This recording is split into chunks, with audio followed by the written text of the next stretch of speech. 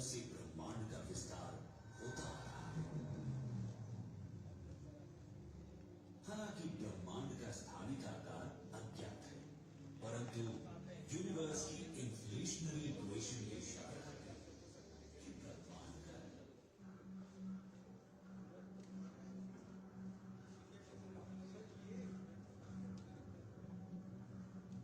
प्रारंभिक गर्म और सघन अवस्था को प्लैंक इपॉक अर्थात प्लैंक युग के नाम से जाना जाता है।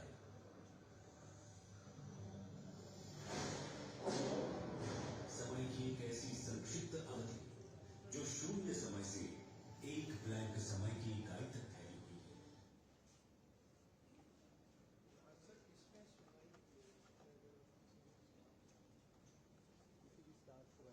इससे अपना सुनाई जी सर तो लगाएंगे, ये चलेगा सर स्क्रीन पे आगे सामने और ये सामने वाले स्क्रीन पे ये हाँ इसका रिफ्लेक्शन है सर। चलिए फोटोग्राफी टेक्नोलॉजी इसको बनाया गया है।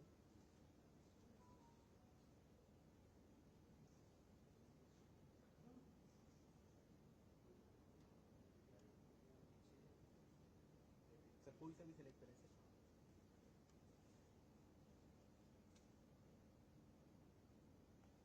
सर इसके बारे में होलोग्राफिक से ऊपर दिखाई देगी।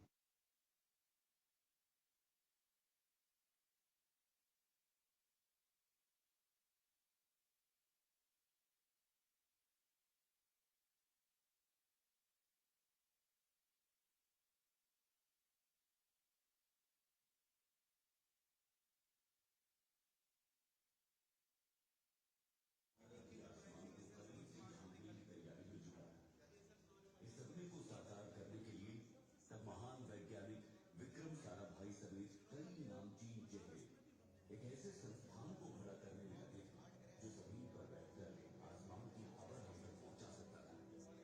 और इसी कड़ी में भारत की अंतरिक्ष एजेंसी भारतीय अंतरिक्ष अनुसंधान संगठन यानी इसरो 15 अगस्त 1969 मानव के प्रारंभ से जैसा कि जीवन की मूलभूत निर्माण खंड बनाए गए थे, पृथ्वी लगातार बदलती रही है।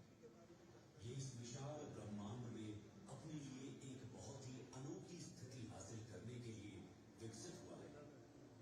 इसकी विशिष्टता इसी तथ्य में है कि जहां तक हम जानते हैं ये एकमात्र ऐसा ग्रह है जिसमें जीवन शामिल है।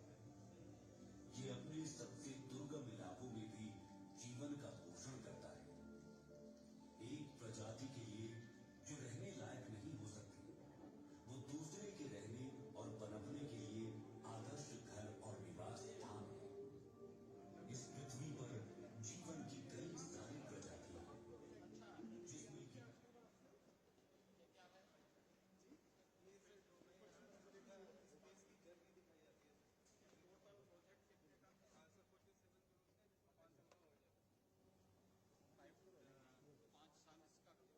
आपने इसका वो बनाया, इसका सब पूरा कंस्ट्रक्शन भी उसी में है सर। इक्विपमेंट्स कंस्ट्रक्शन ये पूरा जमीन ड्रा किया था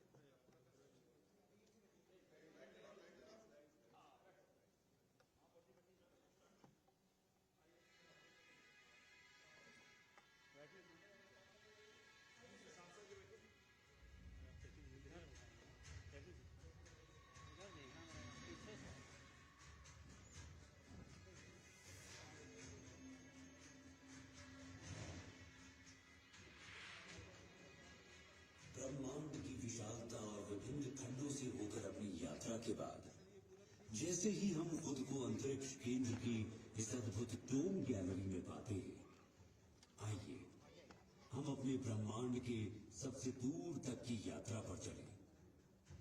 आइए ब्रह्मांड के परिप्रेक्ष्य में हम स्वयं अपने आप को जरा देखें कि हम कहां खड़े हैं, हम क्या हैं।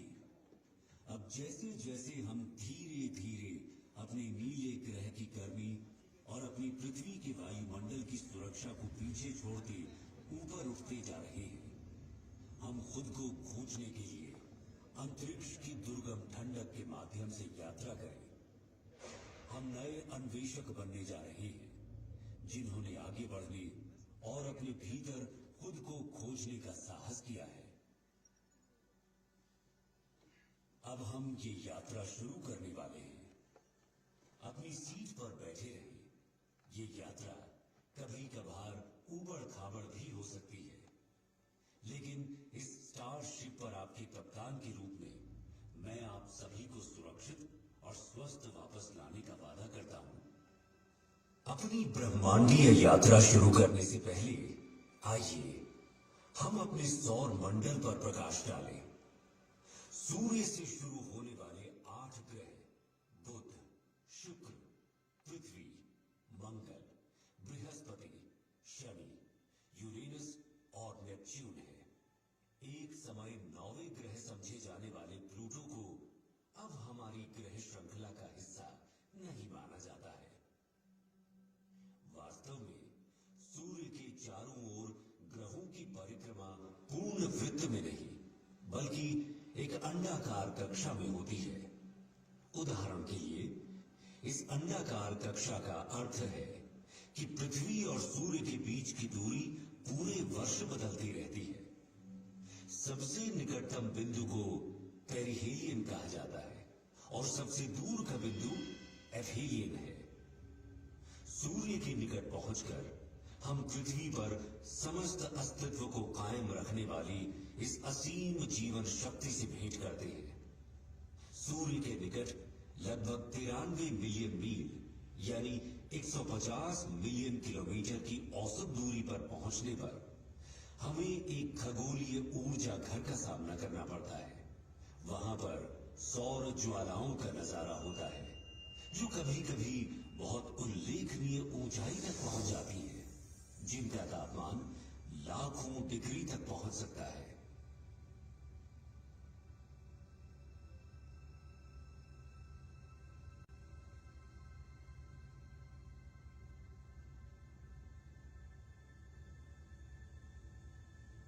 सौर मंडल में हमारा प्रारंभिक गंतव्य बुध है। सूर्य के सबसे निकटतम यह ग्रह एक चट्टानी वायुहीन दुनिया है, जहां तापमान में अत्यधिक उतार चढ़ाव होते हैं, जहां दिन लगभग 427 डिग्री सेल्सियस पर झुलस सकते हैं, वहीं रात का तापमान -180 डिग्री सेल्सियस तक गिर सकता है। बुध की सतह टकराव से बनने वाले गड्ढों से सजी हुई है और ये पृथ्वी के लगभग 28 दिनों में सूर्य के चारों ओर एक परिक्रमा पूरी करता है। इससे आगे बढ़ते हुए शुक्र अपनी मनमोहक सुंदरता से मंत्रमुग्ध कर देता है, लेकिन सावधान रहें, यहां का तापमान 462 डिग्री सेल्सियस तक बढ़ सकता है, जो कि इसके सूर्य से दूर होने के बावजूद बुध से भी अधिक गर्म है।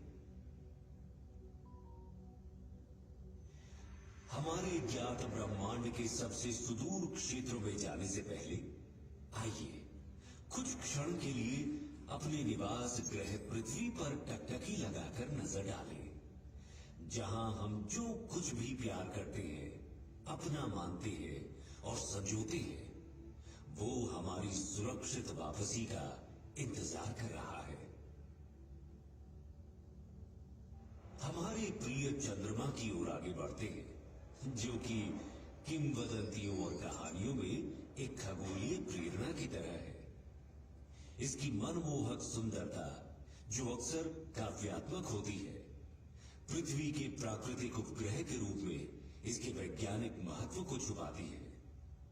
चंद्रमा, जो पृथ्वी से लगभग 3,84,400 किलोमीटर दूर स्थित है, समुद्री ज्वार को प्रभावित करता है, पृथ्वी के घूर्णन को स्थिर करता है। जैसे ही हम अपने निकटतम पड़ोसी मंगल ग्रह को पार करेंगे, क्षुद्र ग्रह बेल्ट से गुजरने के लिए तैयार हो जाएं।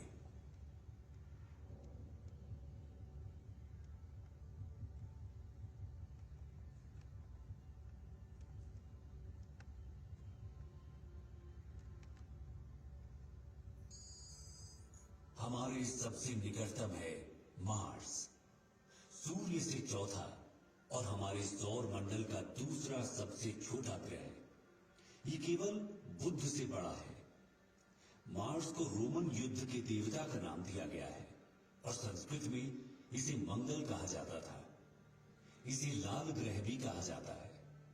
ये आकर्षक लाल रंग इसकी सतह पर मौजूद आयरन ऑक्साइड के प्रभाव के कारण होता है।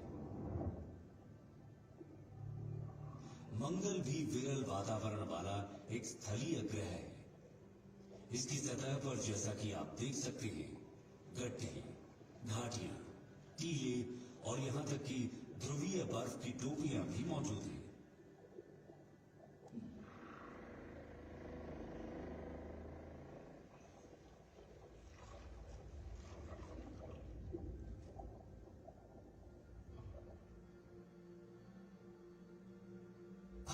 अरे अरे अरे, हमारे साथी यात्रियों, बिल्कुल भी चिंता न करें। आप सभी सुरक्षित रहेंगे। बस इन दिशाहीन क्षुद्र ग्रह से कुछ छोटी मोटी टक्करें होंगी। पूर्ण रूप से निश्चिंत रहें कि आपका अंतरिक्ष यान उन सभी को, मेरा मतलब है कि लगभग सभी को संभालने में सक्षम है।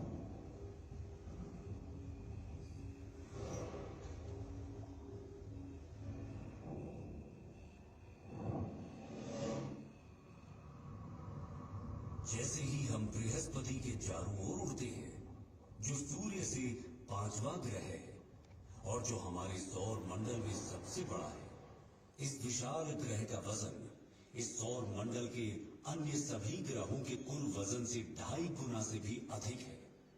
इसलिए हमें सावधान रहना चाहिए कि कहीं हम इसके विशाल गुरुत्वाकर्षण बल में न फंस जाए, क्योंकि ये बिल्कुल भी सुखद अनुभव नहीं होगा, है ना?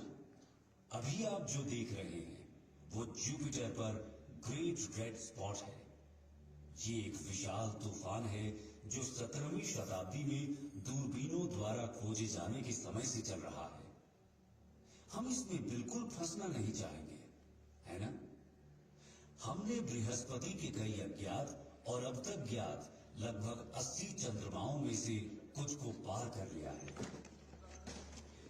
प्राचीन काल से मनुष्य